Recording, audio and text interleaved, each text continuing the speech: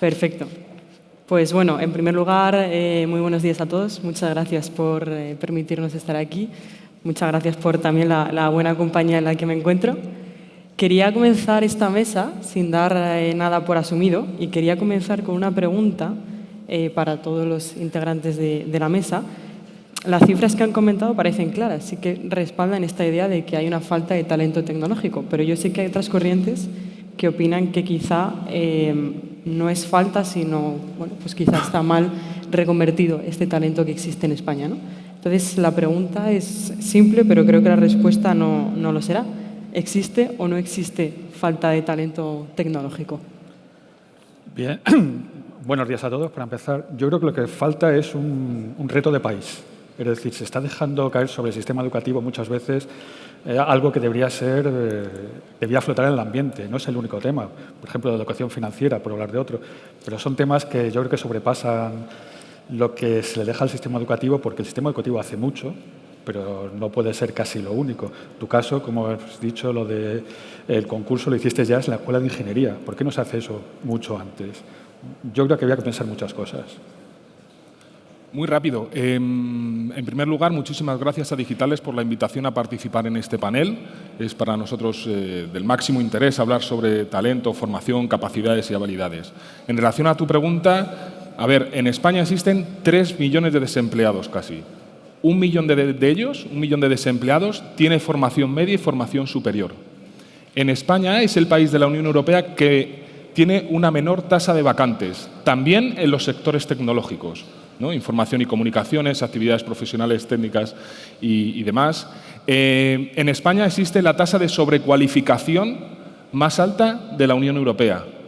Bueno, con estos datos puestos encima de la mesa, nosotros creemos que no existe un problema generalizado de falta de capacidades y habilidades y de talentos tecnológicos y no tecnológicos en nuestro país, sino que el problema reside en un infradesarrollo del tejido productivo que no es capaz de demandar todo ese talento, todos esos talentos, todas esas capacidades y habilidades que tienen los trabajadores de nuestro país.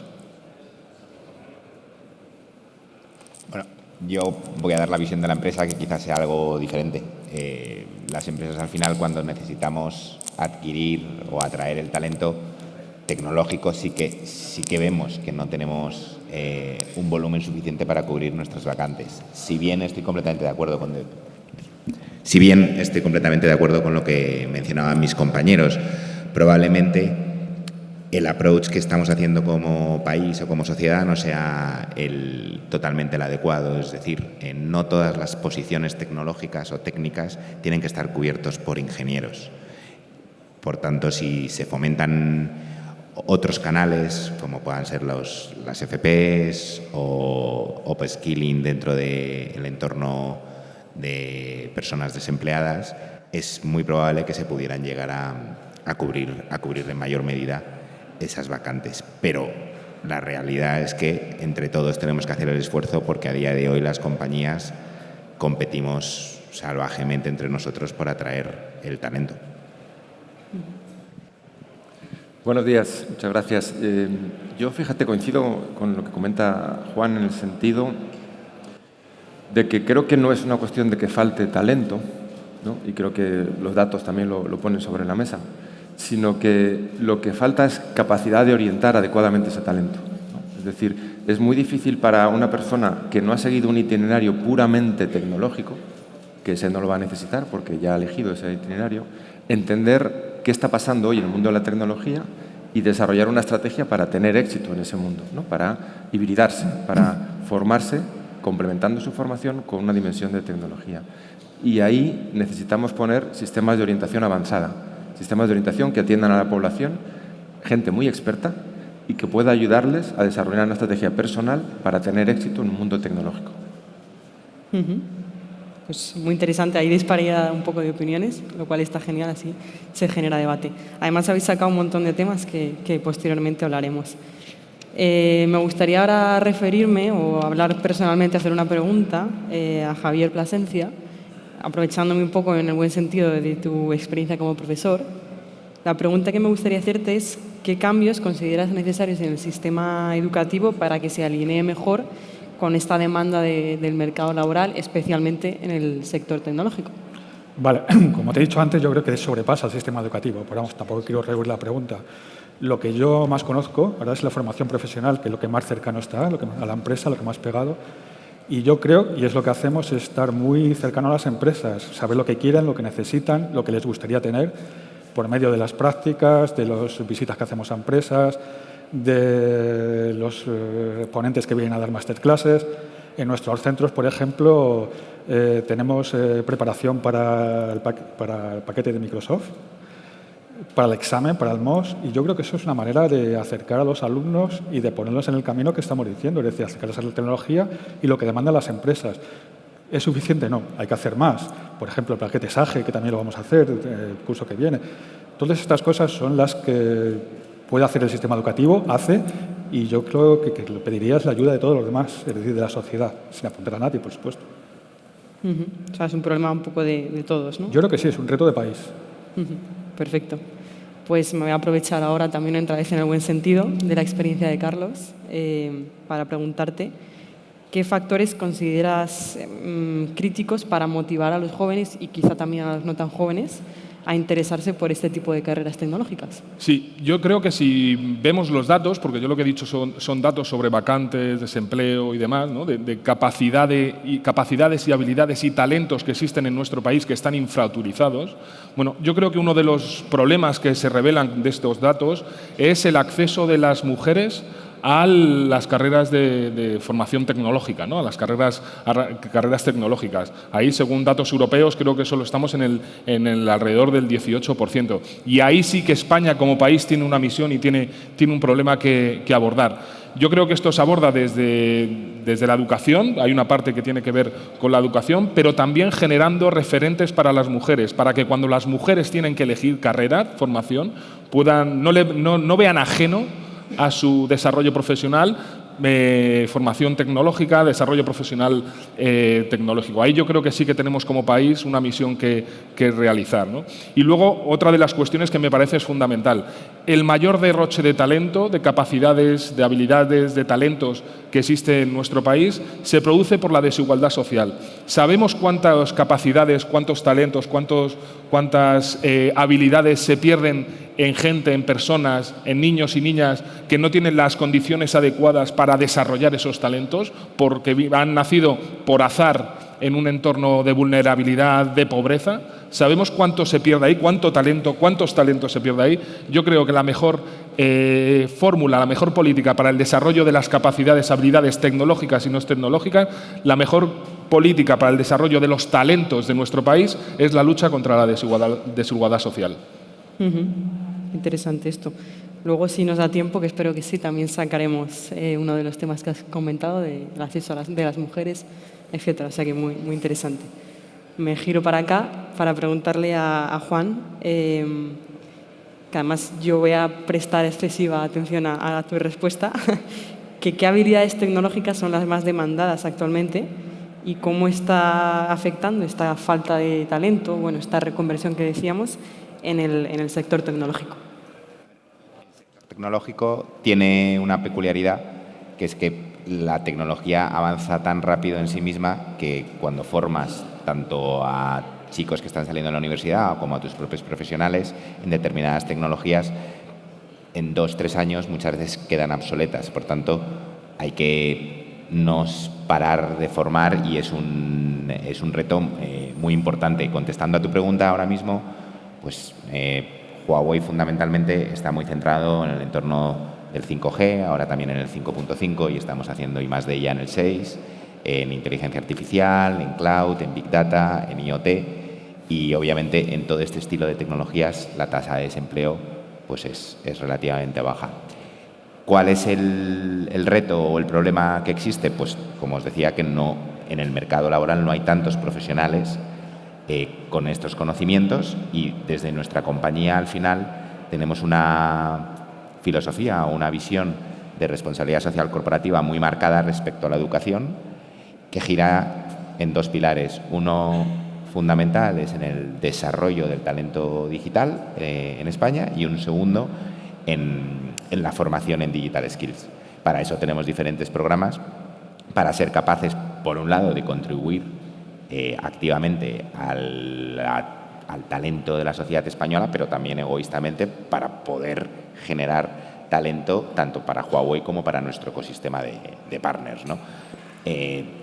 Mencionarte algunas de ellas. Desde el punto de vista de formación, tenemos nuestra ICT Academy, que en todas esas tecnologías que te he mencionado con anterioridad tenemos diferentes niveles de certificaciones que aportamos tanto a nuestros empleados como exteriormente. Ahora mismo trabajamos con universidades, con centros de FP, con entornos de ONG, con el Gobierno a través, por ejemplo, de Fundae, del Ministerio de Empleo, donde aportamos de forma gratuita todo este conocimiento. Perfecto. Pues muchas gracias. Para Juan José también me gustaría hacerle otra pregunta.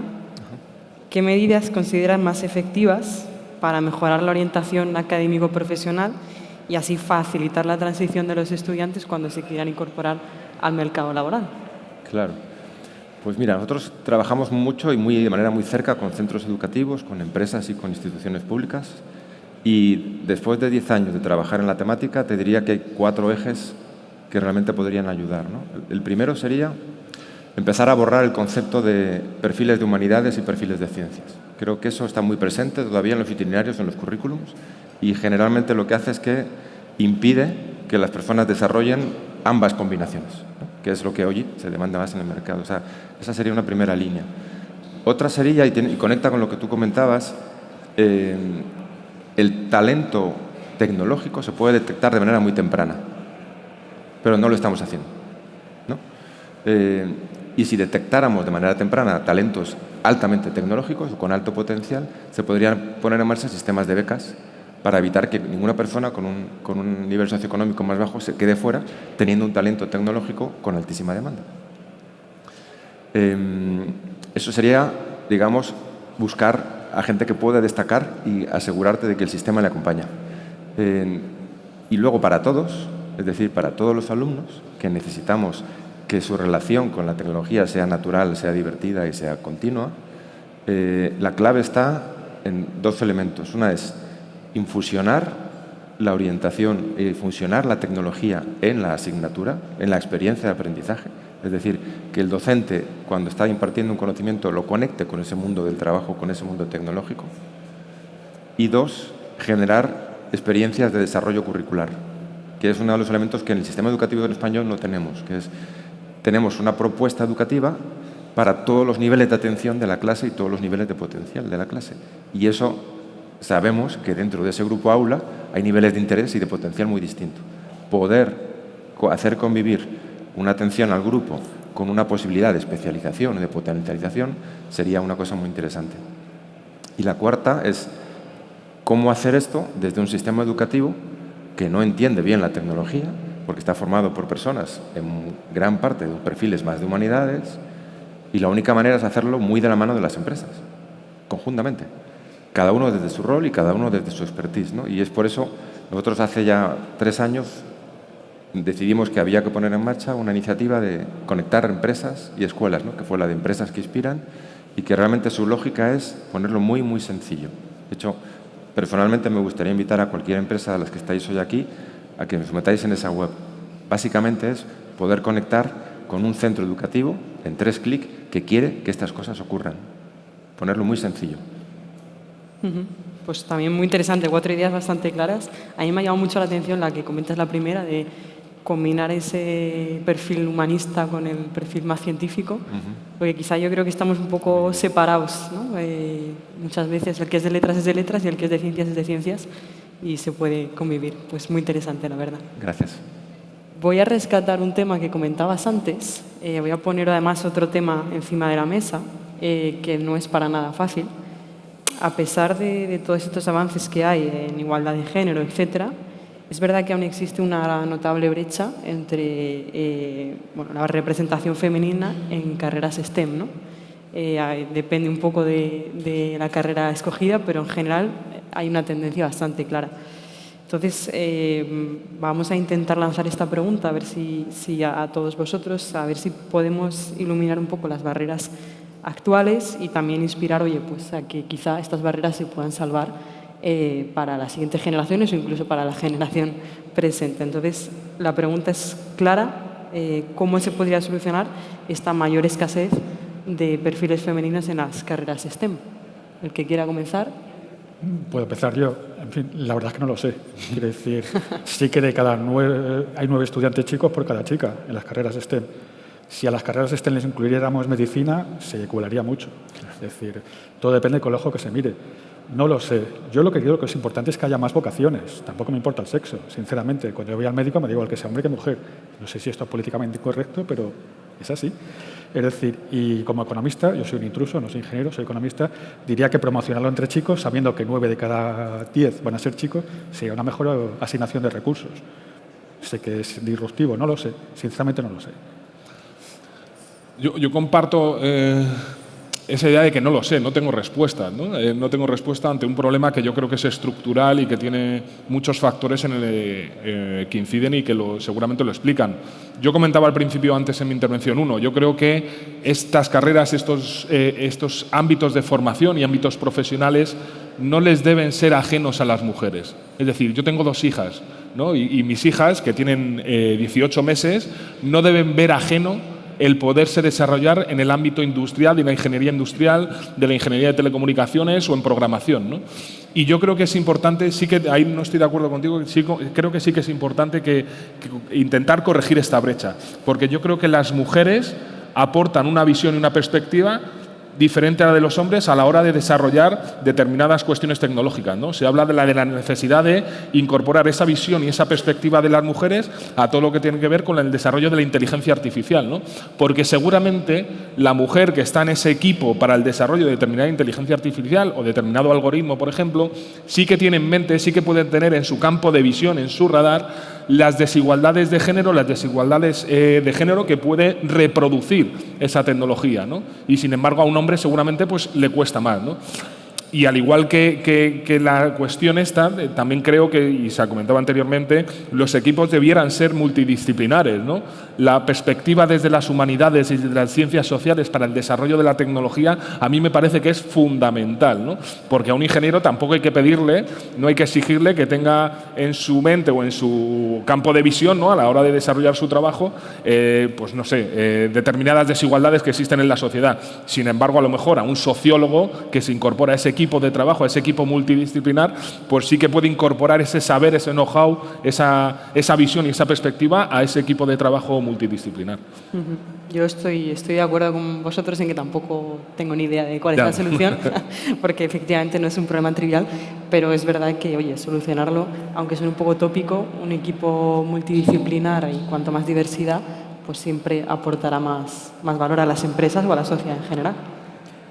Pues, a ver, nuestra experiencia, nosotros tenemos mucha relación con entorno universitario y siempre comentábamos lo sorprendente que es como, por ejemplo, una carrera de ingeniería de IT pues no llega al 12-13%, mientras biotecnología tiene cerca de un 90% de mujeres. Cuando, si coges el programa formativo, hay un 70% de coincidencia. Entonces, al final lo que nos dimos cuenta es que es un tema cultural, pero yo creo que las mujeres o las niñas, el tema social les importa mucho.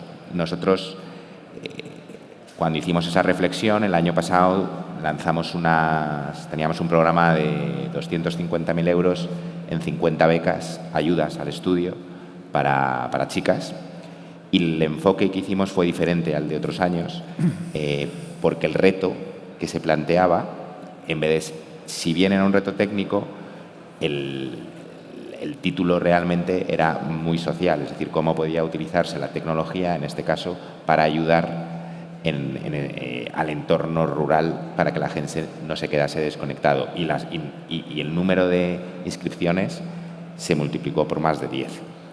Entonces, realmente sí que creo que ese es uno de los puntos importantes. No quiero decir destecnificar las ingenierías, pero sí acercarlas a que antes lo ha dicho Meini, para el cómo y para el qué es lo que para qué sirve la tecnología en ayudar a las personas. Yo creo que ahí eso puede generar más vocaciones. Y luego con programas específicos de desarrollo de talento femenino en las profesionales que ya están dentro de nuestras organizaciones o de las estudiantes. Es decir, a medida que existan más mujeres en posiciones de mandos intermedios y alta direcciones que a su vez puedan convertirse en ejemplos de futuras ingenieras, nos puede ayudar mucho. Nosotros ahora mismo, por ejemplo, nuestra vicepresidenta Carmen colabora en un programa con la Universidad Politécnica de Valencia, que se emplea, y es una de las coach de varias estudiantes, y la realidad es que otra vez lo mismo. Fuimos allí, planteamos una temática muy social y tuvimos un volumen de inscripciones fundamentales. Pues interesante. Yo, antes de dejarte quizá como quieras, podéis, esto es un poco de debate abierto, podemos intervenir. Lo que comentabais de los referentes y demás, a mí me es curioso porque es verdad que yo he estudiado, por ejemplo, una carrera en ingeniería, pero yo en mi caso no tengo ningún referente ni masculino ni femenino. Entonces, no sé si generar referentes femeninos pues estaría genial, pero quizá también referentes masculinos, en general referente, ¿no? Yo en mi caso no provengo de una familia de ingenieros ni nada por el estilo, entonces me llama la atención, ¿no?, lo de generar siempre referentes. Sí, yo creo que el esfuerzo que están haciendo muchas compañías tecnológicas, como ha comentado Juan en su caso, uno es muy loable y realmente están asignando recursos, pero hay dos elementos, ya has apuntado uno que yo creo que es crítico, que es las chicas conectan mucho mejor con la tecnología cuando hablamos de tecnología con propósito. Ahí nos las ganamos. Entonces, es muy acertado si cuando estáis yendo a promover las cosas, conectáis ambas cosas, ¿no? Pero yo quería descender un poco más, ¿no? Más quizás en el terreno que trabajamos más como fundación, en los centros educativos. ¿Cuándo se produce esa asignación de roles y de estereotipos de género? En la primaria, ¿no? Eso está demostrado, está estudiado. ¿A qué persona está expuesto la alumna o el alumno en un aula de primaria? A un docente que ha estudiado en magisterio, perfil de humanidades. El 82% de los docentes de magisterio son mujeres de España. 82%, la absoluta mayoría. Son profesoras fantásticas, que enganchan con los chicos, que les enseñan a aprender jugando, que conectan con ellos, pero no han recibido formación en tecnología y en su itinerario han estado muy alejadas de la tecnología. Si les ayudamos a ser más fantásticas todavía, con un plus de tecnología, con voluntarios de empresas, con formación específica, tendremos a su rol que tienen delante, que es mujer, que le encanta. Las niñas en esas edades, muchas quieren ser profesoras. Si le dices la lista de vocaciones, profesoras de lo más, luego ya desaparece, ¿no? Pero en primaria es de lo top.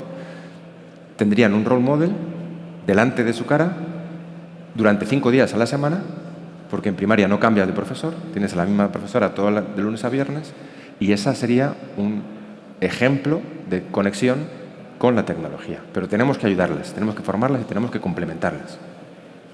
Muy interesante porque comentas tú ir formando desde chiquititas, ¿no? Y tú, por ejemplo, has sacado el tema de también formar a las personas que ya están dentro a las mujeres en este caso, que ya están dentro del sector tecnológico, para que puedan seguir mejorando, ¿no? O sea, que es un poco un problema, entre comillas. En Houston tenemos un problema de todas las edades casi, ¿no? Perfecto, pues para ir terminando ya, me gustaría pues, cada uno de los ponentes de esta mesa, oye, si queréis hacer un minutito de reflexión, como los políticos cuando hacen el minuto de oro, pues algo parecido. Yo quería decirlo, vuelvo al principio, es un problema de país y España ha perdido o está perdiendo el paso con respecto a Europa en la brecha tecnológica y Europa la está perdiendo con Estados Unidos. No podemos perder más tiempo. Es decir, el 3.0, la inteligencia artificial, es un tren que tenemos que coger sí o sí porque si no nos quedamos fuera del mundo rico del que nos queremos parecer. Y es una labor de todos. Es decir, cada uno tiene que poner su granito de arena, allá en lo que puede. Y no quiero abrir otro debate, pero el referente es ¿por qué no los influencers? Es decir, yo estoy pensando en Chema Alonso, por ejemplo, el de CEO de Telefónica, el CEO digital.